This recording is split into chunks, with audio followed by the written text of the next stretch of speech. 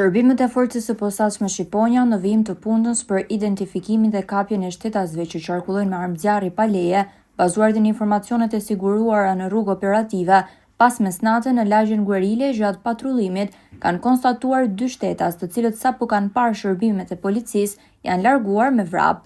Pas ndjekjes dhe kontrollit fizik të shtetasit BH, shërbimet e policisë i gjetën një armë zjarri, pistolet, municion luftarak dhe një mjet prerës thik.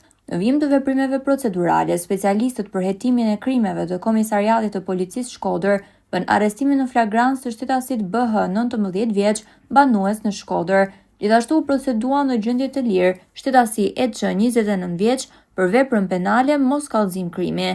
Materialet procedurale ju referuan prokurorisë pranë gjykatës së jurisdiksionit të përgjithshëm Shkodër për veprime të mëtejshme.